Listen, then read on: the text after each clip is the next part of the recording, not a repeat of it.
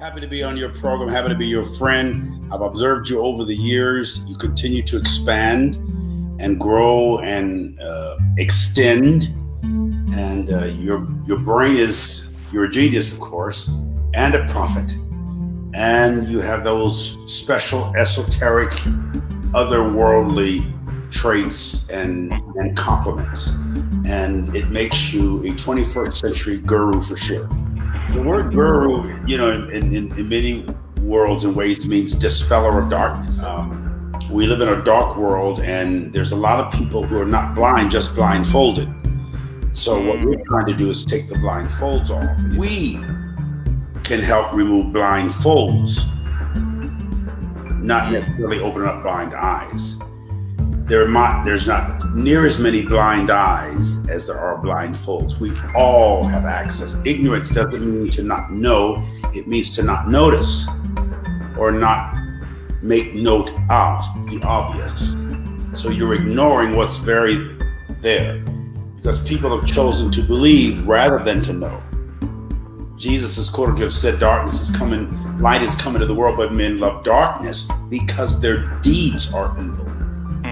That doesn't just mean their actions, but it means their activities of mind are injurious and destructive. That's what evil means. It doesn't just mean bad, it's harmful.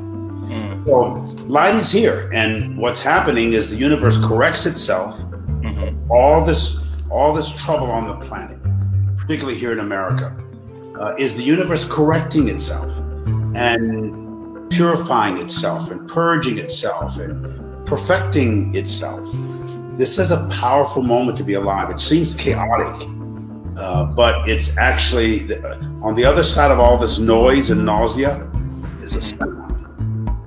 And that the Greek word for sound is ekos. The English word is echo. And an echo is a sound out of the past. What's happening is our past is catching up with us. Our personal original incentive to come here is what I mean by that.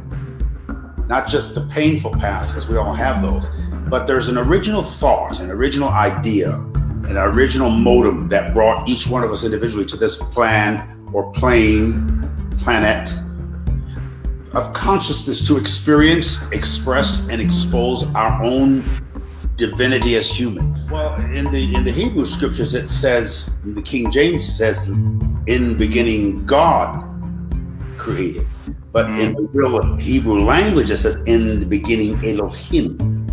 It's God's, a consortium or a council of entities or did. Now they become like us.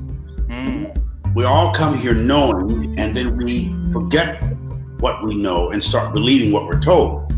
And right now, my age and stage, this age and stage of my life, I'm the conflict. The only primary conflict in me is what my mind believes and what my soul or my cells know. I know I'm all right. I know I'm a God. I know that I have plenty, but I don't always believe that because I'm told something other than that. We're all good. We're all God. We're all secure. We're all infinite, which means without finish. We don't have a beginning or an end. We just are that part of us. That's the part of us that's like God, the permanent rather than accidental self. That's your essential self, your immutable, immortal, immeasurable self. Truth is obvious, but it's not stagnant and it's not static. It's evolving and revolving and dissolving something. Truth invents and prevents. So that's what consciousness does, the same thing. So the further we get away from religion, which is dogma, and many doctrines, we get into bold, bald, naked truth without the adornments and the accoutrements that are sometimes cumbersome because we think all truth's related to religion or some God. Right now is the old is collapsing right in front of us. I mean, people are literally having public nervous breakdowns because they can't let go of what they feel is control. And the universe says, oh no, you screwed up this planet. I'm gonna have to come in and fix it myself. If I have to melt the glaciers and or raise the shorelines all this tension, the planetary alignments right now. We just had a full moon yesterday, and there'll be another one, a new moon on October 31st. There's going to be 13 new moons this year. Normally there's only 12, one every month. But a new moon and a full moon is two different things. Not all new moons are full moons. This is a full moon, and the sun reflects on our external existence. The moon is at night, the hidden things, the secret things. The moon is the night light of the soul. There's Saturn Day and Sunday and then Moon Day, and the rest of the week's named after Greek gods and goddesses. So this is a very tense time in the planet, in the earth.